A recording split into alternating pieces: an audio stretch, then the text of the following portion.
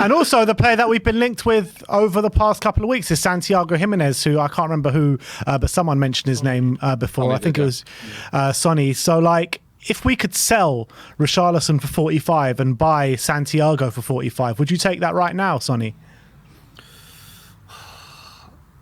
Possibly. I'd like to get Noosa as well. I feel like we'd have to get another option as well. I feel like, but then again, we've got how many players? It's because, you know, you got to look at it as well in that position. Perisic is probably leaving as well, so that there's a gap there. Well, where happened to Gift Orban? Gift Orban. You know what? Gift Orban. He's done now.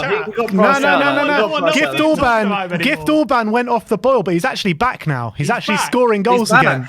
Yeah, he's back scoring goals again. We're just going to be linked to every, you know, unknown winger. Bring in Gift in Europe. Make Gift Orban great again. That's what I say. Also, it's just a great name for puns as well. So, you know, the gift that keeps on giving will be on every headline. So, isn't he small? He's smaller than Brian Hill, isn't he? Yeah, probably. That can't be possible. But yeah, I'll take that. I think I'll take that deal. I think for me, when it comes to Richarlison, I was one of his biggest advocates when he first came. Like, I really wanted Spurs to sign him, and I thought he would like be a fan favourite when he came. And I can't lie, at the moment, you know, how many Premier League goals he got? 2 Premier League goals since he's come to Tottenham. One this season, one last season. Yeah. Yeah. So we don't count the disallowed ones. Oh, that's a shame. Oh, okay. How many times has he taken off his shirt to celebrate? Yeah, exactly. Four times. Like, even I couldn't have imagined how badly it would have gone on that front, to be honest, because he was a goal scorer when he was at Everton. So the fact that he's been so poor in front of goal pretty much ever since he's come here has been a real disappointment to me. I'm not going to lie. I think this season performance level has been a bit better, but you know, when he got his chance at the beginning of the season to play up front and be like the main man, he was absolutely shocking. I can't deny he was terrible in those first 3 games. Now he's been a bit better out on the left, but I think he's played well there. Don't get me wrong. I just don't think he's a natural fit for what Ange wants in that position. I think he's doing a job there. But it doesn't mean, like, in a perfect world we want Richarlison out on that left wing. I don't think so. So for me, I'm not saying throw him away. But if you ask me right now on the 14th of November, would I take 40 million from Saudi in January? As of right now, I probably would, to be honest, based on what we've seen. I can't deny, because I think what we've seen just hasn't been good enough. But I'm very much willing to change my opinion if between now and January, you know, he puts in a number of good performances and shows he's got more to give. Maybe puts a bit of a scoring run together, or, you know, even if his level of performance drastically improves over the next, you know, how many games we've got till January? 10 games? No, 7 games. A bit more, but yeah.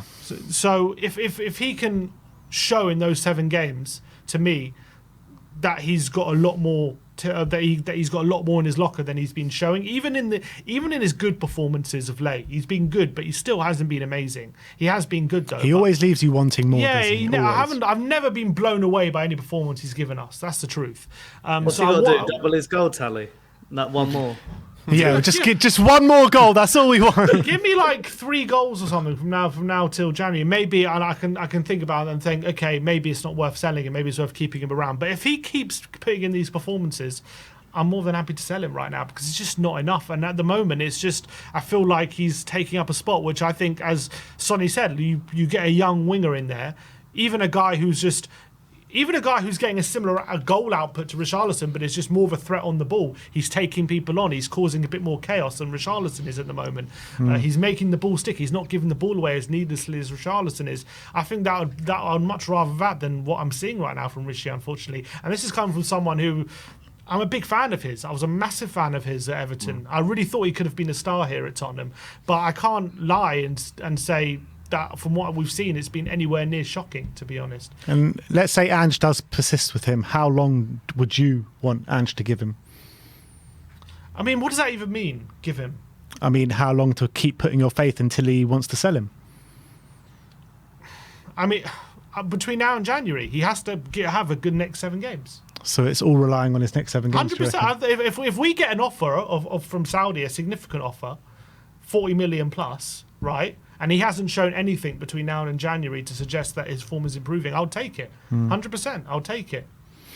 Yeah, I mean, I can't disagree with that, to be honest. I as well. I mean, I wasn't a big fan of bringing in RICHARLISON to this club, but I think once he was here and I saw the kind of attitude he was showing, I quickly jumped on the bandwagon 100%. And after Ange Postecoglou came in, I was of the opinion that he would actually be a really good number 9 option for Ange, where, you know, sometimes the number 9 under Ange can not see the ball for 20, 30 minutes, but he needs to be in the right place at the right time to score that goal and be fairly clinical. And he just hasn't done that.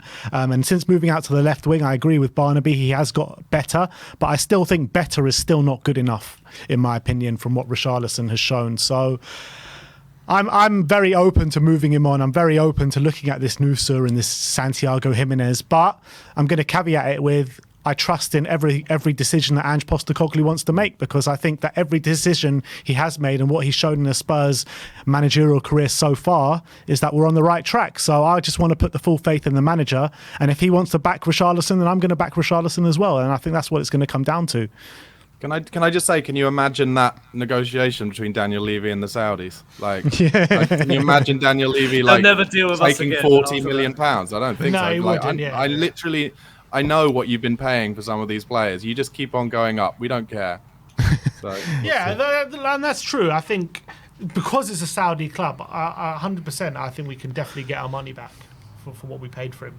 And I don't even know, because it was 50 million plus 10 in add-ons. I doubt we've reached those 10. It was probably like. Want to go as well. Like I don't think he'd want to go Saudi, would he? Sure, you would think, because with I don't know when the next Copa America is or whatever he wants. What, go play with Neymar? Why not? Yeah, he might go play with Neymar. Yeah, we'll try. I don't know what. Yeah, it depends what Saudi club got him wants. tatted on his back, isn't he? So, exactly. Neymar wants it removed. I don't know if Neymar's going to veto it. I'm not. He's rid it off with his sleep. Yeah, he's already got the Saudi flag on his neck. Yeah, exactly. But he seems the kind of character who would want to stay and prove a point, to be fair, and want to show that he's not moving as a failure.